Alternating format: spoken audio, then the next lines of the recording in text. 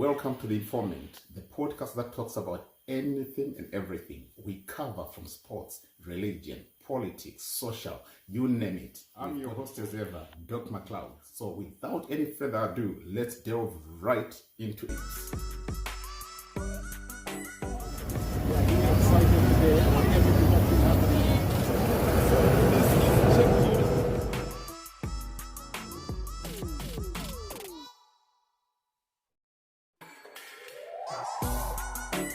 People, I hope I find you well, believing you are having a splendid day. Today we shift from politics to business. I was talking to some other people, and actually it has been a long talk for the past few months with some other people who are specialist business analysts, who were explaining to a group of us who wanted to really understand what could be best for the economy of Zimbabwe to be said to be functioning properly at the very same time benefiting everyone. It was said that on record, 90% of Zimbabweans are not employed. They are not working in a company. So for that reason, that's why many people are said to be saying quite a number of things from behind the scenes. And I said, so what could be the solution to what we have? I was enlightened that the model that Zimbabwe has taken is one of the best models ever. And this model, I will expand it. It is now being extended to the whole of SADC, Southern African region. I'm coming to that. It's out of politics, but in a business sense. I want you to understand what I'm explaining at this point in time. The economy of Zimbabwe is no longer favorable for people who are looking for employment, and that is very true. But the economy of Zimbabwe is set for people that are ready to challenge themselves and start things of their own, and then creating employment for other people. So those people who are going to university, coming back and not getting jobs, as negatively being said by other people, it is not right, as they say, the duty now of the government, according to the mold of the business plan they have put, for those people to come and find jobs in companies that used to exist, because some of these companies, they have closed down. It's no secret, everyone knows that. But there are people that are out there, number one, people in the diaspora, who are meant to form consortiums and take over businesses in Zimbabwe. Take that point, note it, I'll come back to that point. Number two, there are some people who are on the ground in Zimbabwe. Instead, when they are getting things, they are actually favoring themselves instead of creating the so-called employment. If you look at it, a lot of people have become millionaires because of the model that has been made. Zimbabwe, according to what is said on record, has got so many millionaires in that country, more than most countries in southern region. It has been facilitated and necessitated by the business plan or the business model for the country that has been put, where it's all about empowering our very own people. Those who have seen into it before others have already taken it on board and are running with it. The biggest challenge that we might have is not the model that is being put on the ground in Zimbabwe. It is the people that are being entrusted to lead in the model who are not or might not be creating employment that fits in all those who are not ready to take the self-employment model. And I was saying, where did we get all this from? They say the pure good model can actually be seen in China, where most people work for other Chinese people who are running businesses from within their country. They said, what are you saying pertaining to all this? It was explained to me that China has got 98% of businesses running in their own country being owned purely by Chinese people. When it started, like they say, 25 years ago, China used to do things that we all used to know that is fake. You would buy, they say, those who were born during my time, you understand that those shoes, which we used to call sandak, plastic made, you would wear them for a day, 2, 3 before they tear off. They were getting the molds correctly, but they didn't have the correct material. Now that they're getting the correct material, a lot of things that used to be made as fake are now being are now being moved to being original. Henceforth, you start to see that a lot of things are now coming from China. China became an industrialized nation, all because they gave themselves time to try something and then put it onto the international market, and now they are dominating. The look east model that was first brought by the late founding father of Zimbabwe, Comrade Robert Gabriel Mugabe, and then now the model is being implemented, which is meant to empower our very own people who are on the ground and are ready to take opportunities and run with them. Question is, those who are entrusted with the big contracts, are they creating employment to facilitate the employment of those who are not ready to be the leaders in this model of business for a nation such as Zimbabwe? I would give let's take a good example and what has been said on the ground. The gentleman who was explaining to us, this I have to say in court, sorry, I have to bring it on public domain because that was the example that was given. He said, there's a person like Wicknell, he has come with a good heart, he has made his money. He is not into production. How he's making his money, nobody knows. All they said is, I want to believe is through the connections that he has. So through the connections, with a good heart, he has come to a point where $1 million counts for nothing to him. He's just giving it to people. But the people that are being given the $1 million, what are they doing with the $1 million in the creation of employment? Are they not using it for their own personal good, or are they using it to create employment for other people? If they do use it in line with creating employment for other people by taking certain industries and revitalizing those that were dead, it means to say employment creation has started, not from investors outside, but from our very own people. That's the model that's being implemented in Zimbabwe. He also took into account an example about the presidential goat scheme. He said, just imagine if those goats were actually distributed to people and everyone had looked after those goats. By now, whoever was given, let's say, two goats, one female goat, one she goat, by now, every person would be having a minimum 20, 30 goats of their own. Reason being, it's the presidential scheme that's meant to empower people. But the problem we're having is some of this trust is being put into the responsibility of selfish people who are not looking at it that way. Instead, they are building mansions for themselves instead of creating employment. Why am I bringing you all this? This is it. As was explained to us, he said, if this model is followed properly, Zimbabwe will stand to be a very exemplary country to other nations around us, that you can do away with foreign investment because you'll be having your own millionaires who are creating employment from within your own country. It made sense to me.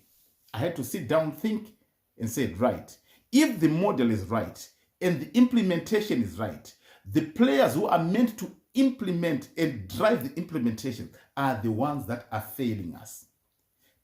Some people have been blessed enough and they are blessing other people. Good example, Wicknell. He's giving people money out of his own personal will. He's not being put. I was listening to the Danny J show where he was explaining it. He is giving people out of will as he feels and as he wills. But some other people are starting to feel as if he is mandated to give them money. He's mandated to be distributing that money. He's mandated to be distributing his own wealth. That's not what it's meant to be. If he has entrusted you by favoring you to give you something, create then employment for other people rather than just building self. Build nation.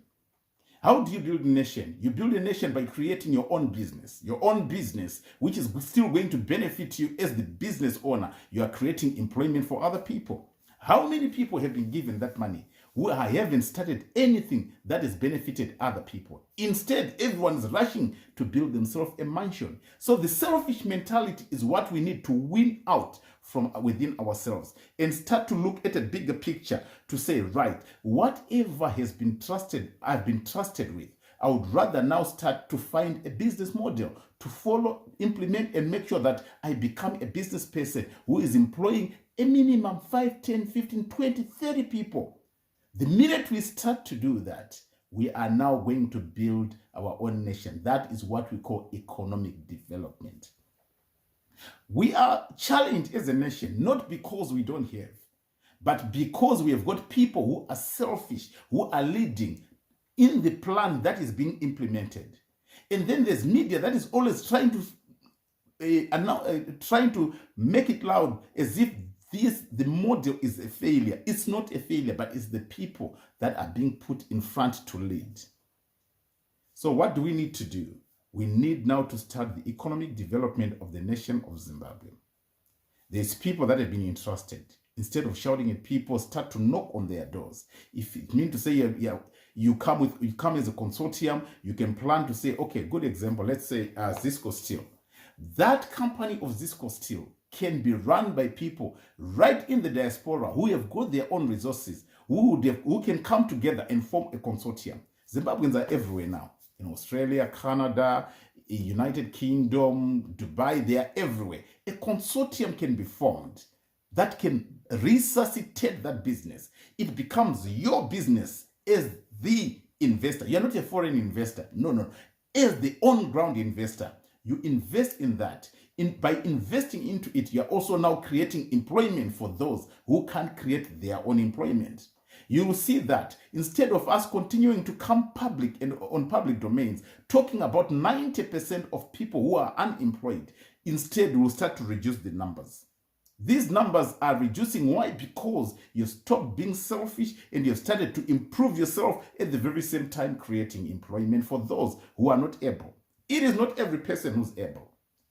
It is not every person who can afford. It is not every person who has got the resources. Some are very close. Some have got the resources. Some are skeptical to even invest in their own country. Mindset is a very dangerous thing. We need our mindset to be put right so that we start to believe in our own country, in our own economy. The economic builders, it is you and me. We have a responsibility. The little that we have, if we start to lay it on the ground in the nation of Zimbabwe, which is our very own motherland, we are building our own nation. In the process, we are creating employment for other people. So the model we have, it's not a failing model, but we are having the main pillars failing quite a number of people by not creating employment, yet they've got the opportunity and the resources to do so.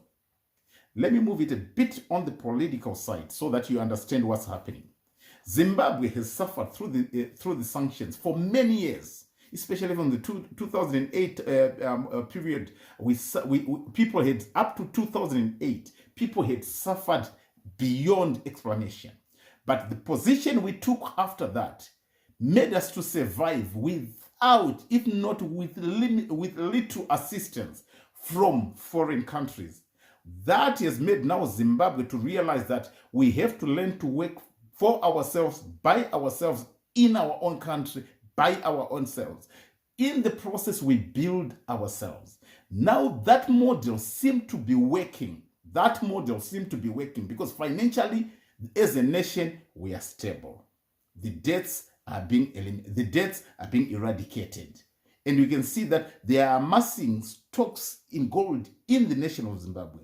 In that process, other nations outside who are still held back by influence of former colonial masters and influence of other nations that are just giving them what we call loans. This is the effect that have affected a nation like Zambia. It's all about loans. Zimbabwe is not on loans. Zimbabwe is rejecting loans because they know that they are now financially stable to be sustaining themselves. As much as the progress that you would want is not being seen by the eye, but financially we seem now to be a stable nation, to be able to stand on our very own feet. You can be driven by negativity that is inside of you. So you're not giving yourself an open mind to see into what I'm explaining. The position here is nations like South Africa are seeing what's happening in Zimbabwe. Nations like Botswana are seeing what's happening in Zimbabwe. Nations like Mozambique, Zambia, Malawi, Tanzania, Namibia, Kenya, they are seeing what's happening in the nation of Zimbabwe. We have stood, and come to think of it, We are the only nation leading in the whole of Southern Africa to be surviving without much help or much assistance from our former colonial powers. It is a good model that is now being looked into. Henceforth, when you see it, you'll see as if the sitting president of Zimbabwe is starting to become like an influence within the southern region. It is because of the model and the way they are selling the idea that we can stand on our own feet. Anything else can be explained later. But the good thing is Zimbabwe as a nation, we are standing on our own feet without the influence of our former colonial masters. If this model is bought in South Africa, if this model is bought in Botswana, Mozambique, Zambia, Malawi, Tanzania, Kenya, it means to say Southern Africa has become a free part of that continent. For that reason, we are self-sustaining. That's what they are trying to push to. So let's take opportunities as they come. We are being granted the licenses to do whatever. Some have been granted licensing into mining. Some have got everything. Some have been granted farms through the presidential scheme for them to be doing the farming. You can see we are now self-sustaining. We have got surplus. At the very same time, our banners are full. Right now, with what I have just said, there's documents that I have seen, which I want to believe should be shared with people who are willing to build their own nation and not just tend to criticize. Nyika inovakwa nevene vayo, tisu vene vacho. This is nothing to do with politics. This is everything to do with patriotism and just being a citizen of your own nation.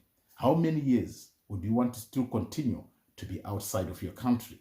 And then you're busy complaining that the Chinese are looting from within our ground. They are on the ground because an investor like you and me are not being seen or found on that ground. It's high time we start to look back home, those who are outside in the diaspora. And those on the ground, they needing our support by us creating employment for them. Let's unite. Let's stop negativity and let's stop being dragged into political things. Whatever has been happening before, it all wiped out. The nation is now stable. Let's go and invest back home. The nation of Zimbabwe is needing you and me. And with this, I'm out.